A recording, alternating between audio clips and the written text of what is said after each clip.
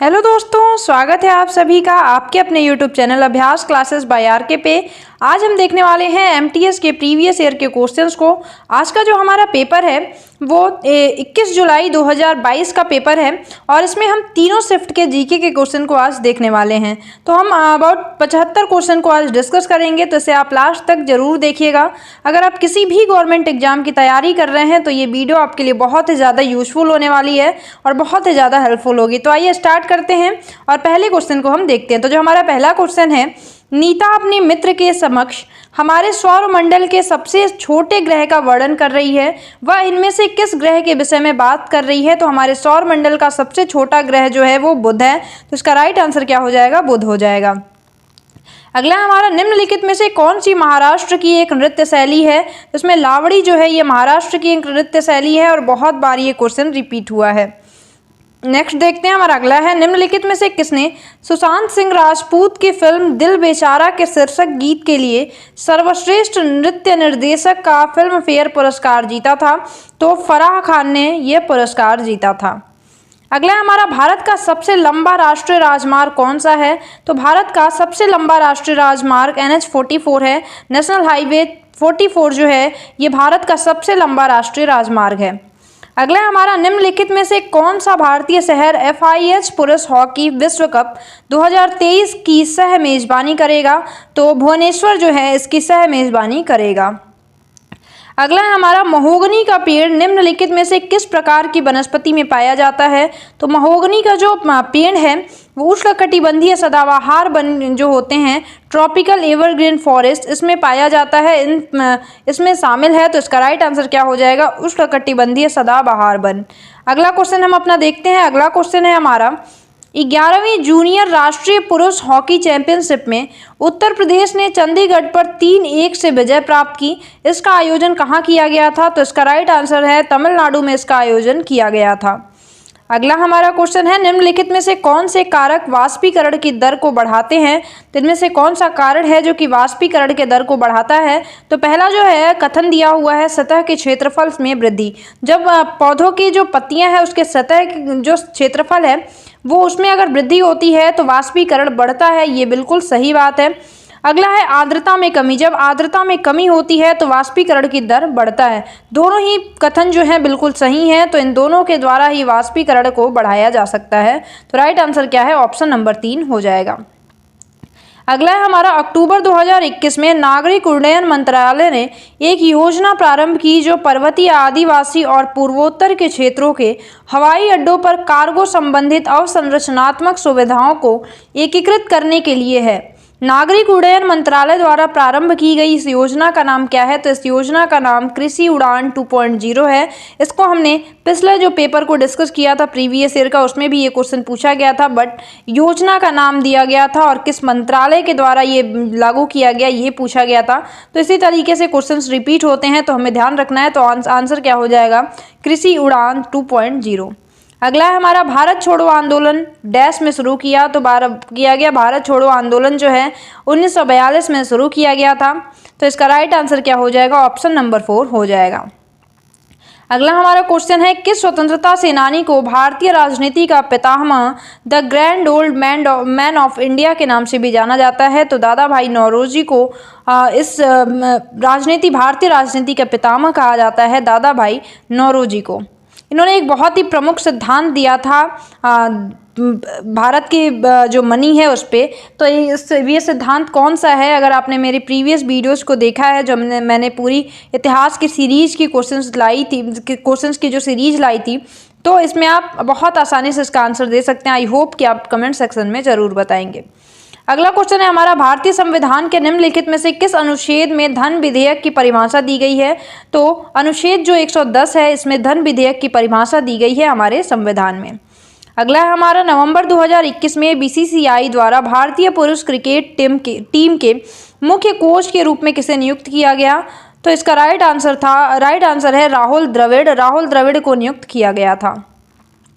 अगला हमारा, हाथी उत्सव राजस्थान के किस जिले में मनाया जाता है? तो हाथी उत्सव जो है ये राजस्थान के जयपुर जिले में मनाया जाता है।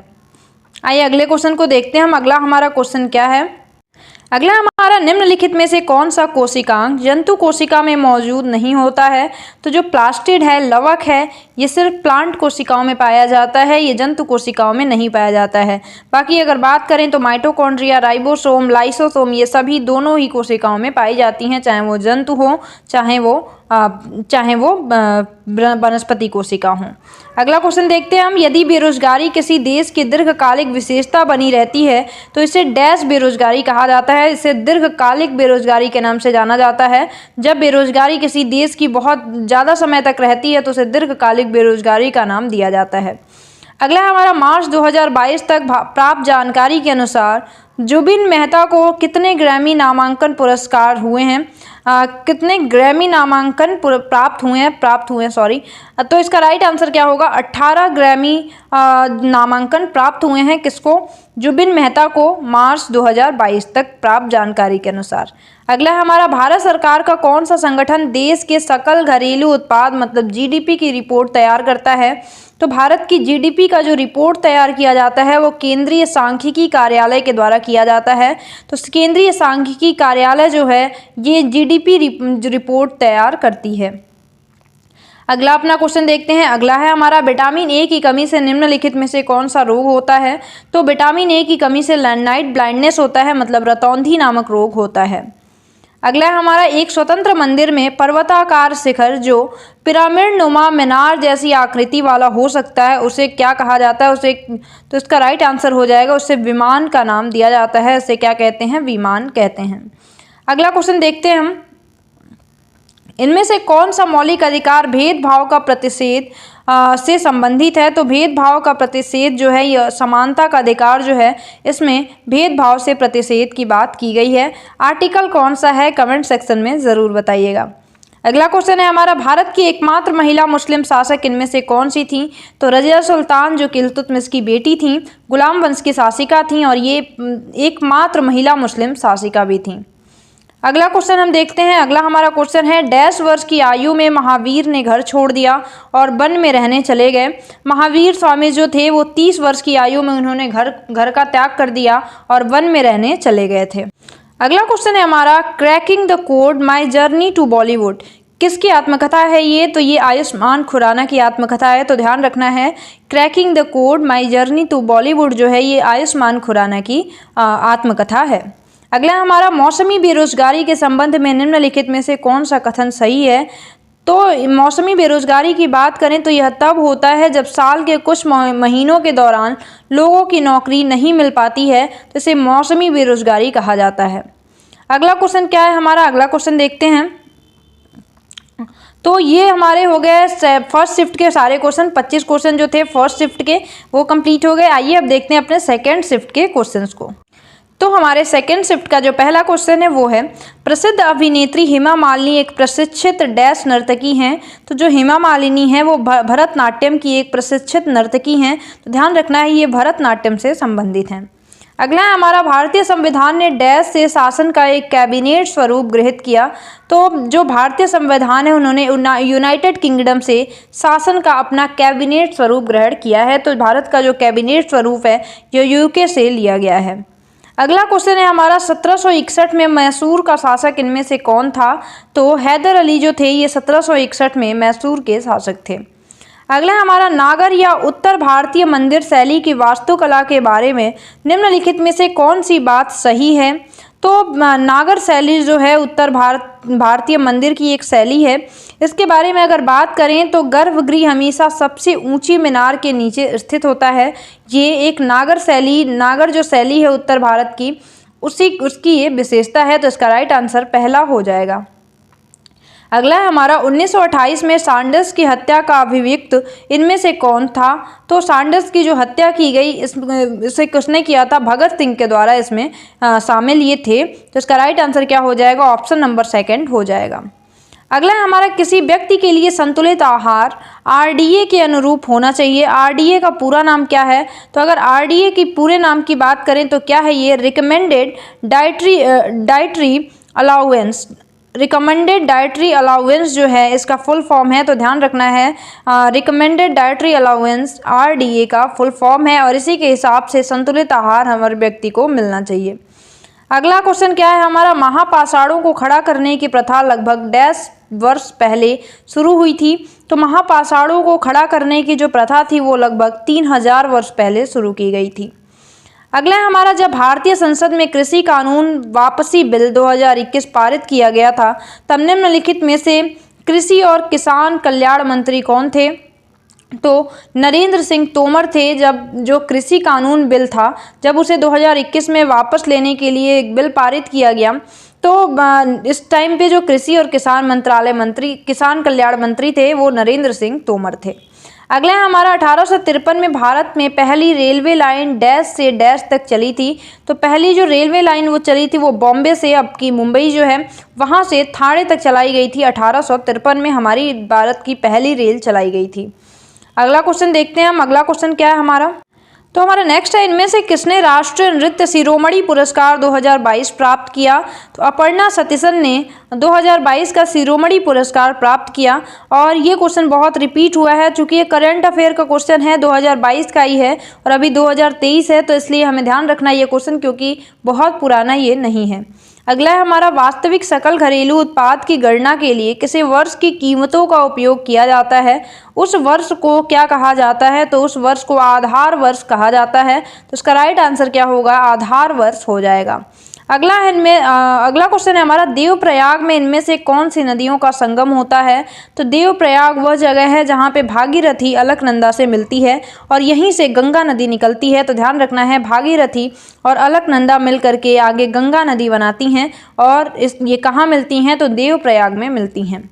अगला हमारा है, भारत का UNDP युवा जलवायु चैंपियन कौन बना है। तो इसका राइट आंसर हो जाएगा प्राजक्ता कोली जो हैं UNDP युवा जलवायु चैंपियन बने हैं। अगला क्वेश्चन हम अपना देखते हैं। अगला क्वेश्चन क्या है, अगला है, 2011 की जनगणना के प्रायोजन हेतु डैश वर्ष और उससे अधिक की आयु का व्यक्ति जो किसी भी भाषा में समझने के साथ पढ़ और लिख सकता है साक्षर माना गया है। तो ये उम्र सीमा क्या है, तो 2011 की जनगणना के अनुसार 7 वर्ष और उससे अधिक की आयु के जो कोई भी व्यक्ति जो कि किसी भाषा को समझता है, पढ़ लेता है और उससे लिख लेता है तो उसे साक्षर माना जाएगा। तो इसका right answer option number first हो जाएगा। अगला है, इनमें से किस प्रकार के पौधों में बीज पाए जाते हैं। तो जिम्नोस्पर्म जो होते हैं इसमें बीज पाए जाते हैं। बाकी अगर बात करें टेरिडोफाइट, थैलोफाइट, ब्रायोफाइट, इन सभी पौधों में बीज नहीं पाए जाते हैं। तो इसका right answer option number second हो जाएगा। अगला हमारा, रूस में निम्नलिखित में से कौन सा समशीतोष्ण घास का मैदान है। तो रूस में स्टेपीज घास का मैदान पाया जाता है। तो इसका राइट आंसर क्या हो जाएगा, स्टेपीज हो जाएगा। अगला हमारा, विज्ञान की आवर्त सारणी में आयरन किस रासायनिक तत्व का प्रतिनिधित्व करता है। सॉरी, ये Fe का मतलब होता है आयरन, लोहा। तो ये जो है रासायनिक प्रतीक है किसका, आयरन का। अगला क्वेश्चन देखते हैं हम। तो क्वेश्चन क्या है हमारा, क्रिकेट पिच के एक ही छोर पर स्टंप और पॉपिंग क्रीज के बीच की दूरी कितनी होती है। तो 1.22 मीटर इसकी दूरी होती है। तो इसका राइट आंसर क्या हो जाएगा, 1.22। नेक्स्ट हमारा, अप्रैल 2022 तक उपलब्ध जानकारी के अनुसार भारत का कौन सा पड़ोसी देश लद्दाख के साथ अंतर्राष्ट्रीय सीमा साझा करता है। तो पाकिस्तान जो है ये 2022 की जानकारी के अनुसार ये लद्दाख के साथ अपनी अंतर्राष्ट्रीय सीमा साझा करता है। नेक्स्ट हमारा, ड्री उत्सव भारत के निम्नलिखित में से किस राज्य में मनाया जाता है। तो जो ड्री उत्सव है ये भारत के अरुणाचल प्रदेश राज्य में मनाया जाता है। नेक्स्ट हमारा, चिट्टी बाबू किस वाद्य यंत्र से संबंधित हैं। तो ये वीणा से संबंधित हैं। तो इसका राइट आंसर क्या हो जाएगा, वीणा हो जाएगा। नेक्स्ट क्वेश्चन देखते हैं। नेक्स्ट है, संसद के सत्रावसान और नए सत्र में पुनर्गठन के मध्य की अवधि डैश कहलाती है। तो इसे मध्यावकाश कहा जाता है। तो संसद के सत्रावसान और नए सत्र में की शुरुआत के बीच का जो टाइम होता है उसे मध्यावकाश कहा जाता है। अगला हमारा, the test of my life निम्नलिखित में से किस व्यक्ति की आत्मकथा है। तो the test of my life जो है ये युवराज सिंह की आत्मकथा है। अगला हमारा, 1192 में तराइन के दूसरे युद्ध में पृथ्वीराज चौहान को किसने हराया था। तो मोहम्मद गौरी के द्वारा हराया गया था। लेकिन 1191 के युद्ध में मोहम्मद गौरी को पृथ्वीराज चौहान ने बहुत ही बुरे तरीके से हराया था और मोहम्मद गौरी युद्ध क्षेत्र को छोड़कर ही भाग गया था। तो ऑप्शन नंबर थर्ड जो है इसका राइट आंसर हो जाएगा। अगला है निम्नलिखित में से किस भारतीय खिलाड़ी को ढिंग एक्सप्रेस के नाम से भी जाना जाता है। तो जो हिमा दास हैं इन्हें ढिंग एक्सप्रेस के नाम से जाना जाता है। तो ये हो गए हमारे सेकेंड शिफ्ट के भी 25 क्वेश्चन। आइए अब देखते हैं अपने थर्ड शिफ्ट के क्वेश्चंस को। तो हमारे थर्ड शिफ्ट का जो पहला क्वेश्चन है, मृदा की इस परत का रंग गाढ़ा होता है और यह ह्यूमस और खनिजों से भरपूर होती है। यह आमतौर पर नरम संरंध्र होती है और इनमें पानी को बनाए रखने की क्षमता अधिक होती है। इस मृदा को इसे क्या कहा जाता है? तो इसे शीर्ष मृदा कहा जाता है। इसे क्या कहा जाता है? तो इसे शीर्ष मृदा के नाम से जानते हैं। अगला हमारा ग्रैमी पुरस्कार जीतने वाले पहले भारतीय संगीतकार कौन थे? तो अगर बात करें तो ग्रैमी पुरस्कार जीतने वाले पहले भारतीय संगीतकार पंडित रविशंकर जी थे। नेक्स्ट हमारा अप्रैल 2022 तक उपलब्ध जानकारी के अनुसार भारत के पड़ोसी देश चीन की आधिकारिक भाषा कौन सी है? तो चीन की जो आधिकारिक भाषा है वो मंदारिन है, मतलब मैंड्रिन है। कहाँ की? चीन की। नेक्स्ट हमारा कथक किस भारतीय राज्य का शास्त्रीय नृत्य है? तो कथक जो है वो उत्तर प्रदेश का शास्त्रीय नृत्य है। तो राइट आंसर क्या हो जाएगा? ऑप्शन नंबर सेकंड हो जाएगा। आइए अपने अगले क्वेश्चन को देखते हैं। नेक्स्ट है मुद्रा आपूर्ति की निम्नलिखित में से कौन सी विधि सबसे कम तरल है? तो M4 विधि जो है ये सबसे कम तरल मानी जाती है। अगला है हमारा निम्न में से कौन सा खनिज छोटा नागपुर बेल्ट में नहीं पाया जाता है? तो सोना जो है ये छोटा नागपुर बेल्ट में नहीं पाया जाता है। अगला हमारा कनिष्क डैश राजवंश का शासक था। तो कनिष्क जो थे ये कुषाण वंश के शासक थे। इसका राइट आंसर क्या हो जाएगा? ऑप्शन नंबर 4 हो जाएगा।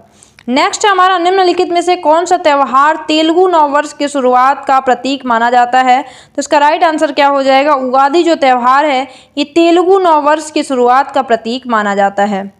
अगला हमारा निम्नलिखित में से कौन स्वपोषी का उदाहरण है? तो इसका राइट आंसर क्या हो जाएगा? हरे पौधे। हरे पौधे जो हैं ये स्वपोषी के उदाहरण हैं। अगला क्वेश्चन देखते हैं हम। अगला है निम्नलिखित में से कौन सा आधुनिक आवर्त सारणी का एक उत्कृष्ट रासायनिक तत्व है? तो नियॉन जो है ये आधुनिक आवर्त सारणी का एक उत्कृष्ट रासायनिक तत्व है। अगला देखते हैं हम। भारतीय शासकीय गुप्त बात अधिनियम के माध्यम से किस वर्ष प्रेस की स्वतंत्रता पर अंकुश लगाया गया था? तो 1904 में प्रेस की स्वतंत्रता पर अंकुश लगाया गया था। अगला हमारा निम्नलिखित में से कौन सा शब्द क्रिकेट से संबंधित नहीं है? तो स्लैम डंक जो है ये क्रिकेट से संबंधित नहीं है। बाकी यार्कर, LBW और मेडन ये सभी क्रिकेट से संबंधित हैं। अगला हमारा निम्नलिखित में से कौन सा देश ध्रुवीय क्षेत्रों से संबंधित है? तो कनाडा जो है ये एक ध्रुवीय क्षेत्रों से संबंधित देश है। नेक्स्ट क्वेश्चन देखते हैं हम। अगला क्वेश्चन क्या है हमारा? तो हमारा अगला क्वेश्चन है निम्नलिखित में से किन्हें डिस्को किंग के नाम से जाना जाता है? जिनका फरवरी 2022 में निधन हो गया। तो बप्पी लाहिड़ी को डिस्को किंग के नाम से जाना जाता था और इनका जाना जाता है, इनका जो निधन है वो फरवरी 2022 में हो गया था। नेक्स्ट हमारा मार्च 2022 में अपशिष्ट जल प्रबंधन के लिए निम्नलिखित में से कौन सा अभियान शुरू किया गया था? तो सुजलम 2.0 जो है ये 2022 में अपशिष्ट जल प्रबंधन के लिए इसकी शुरुआत की गई थी। नेक्स्ट है हमारा कार्यबल की आबादी में डैश वर्ष के बीच के लोग शामिल होते हैं। तो कार्यबल की जो आबादी है वो 15 से 59 वर्ष तक के बीच के लोग इसमें होते हैं। अगला हमारा निम्नलिखित में से कौन सा राज्य लोक सेवा आयोग का कार्य नहीं है? तो अगर इसकी बात करें तो इनमें से कौन सा राज्य लोक सेवा आयोग का कार्य नहीं है? तो इसमें जो पहला ऑप्शन है किसी भी पिछड़े वर्ग के नागरिकों के पक्ष में नियुक्तियों या पदों का आरक्षण करते समय परामर्श देता है, ये राज्य लोक सेवा आयोग का कार्य नहीं है। बाकी सभी जो हैं राज्य लोक सेवा आयोग के कार्य हैं, तो इसे आपको जरूर ध्यान रखना है। नेक्स्ट देखते हैं हम। अगला क्वेश्चन क्या है हमारा? डैश ओलंपिक 2020 में मीराबाई चानू ने भारत के लिए पहला रजत पदक भारोत्तोलन में जीता था। तो टोक्यो ओलंपिक में इन्होंने जीता था। तो इसका राइट आंसर क्या हो जाएगा? ऑप्शन नंबर सेकंड हो जाएगा। नेक्स्ट है हमारा, यदि भारत के नागरिक के मौलिक अधिकार का उल्लंघन होता है तो उसके पास, अगर उसकी बात की जाए तो उसके पास या तो सीधे सर्वोच्च न्यायालय या उच्च न्यायालय जाने का विकल्प होता है। अगर किसी के भी मौलिक अधिकारों का उल्लंघन होता है तो वह व्यक्ति सीधे सर्वोच्च न्यायालय सुप्रीम कोर्ट जा सकता है या फिर पहले वो उच्च न्यायालय में भी जा सकता है। अगला है हमारा, भोपाल गैस त्रासदी किस वर्ष हुई थी? तो भोपाल गैस त्रासदी जो है ये 1984 में घटित हुई थी। नेक्स्ट है हमारा रजिया सुल्तान के बाद दिल्ली का शासक कौन बना। तो रजिया सुल्तान के बाद गयासुद्दीन जो बलवन था ये दिल्ली का शासक बना था। नेक्स्ट हमारा क्वेश्चन क्या है, अगले क्वेश्चन को देखते हैं। नेक्स्ट है हड़प्पा की अधिकांश मोहरें डैश से बनी हैं। तो हड़प्पा की जो अधिकांश मोहरें हैं वो सिलखड़ी से बनाई हुई हैं। इसका राइट आंसर क्या हो जाएगा, ऑप्शन नंबर 2 हो जाएगा। निम्नलिखित में से किसने स्त्री पुरुष तुलना पुस्तक प्रकाशित की। तो स्त्री पुरुष तुलना जो पुस्तक है ये ताराबाई शिंदे के द्वारा प्रकाशित की गई थी।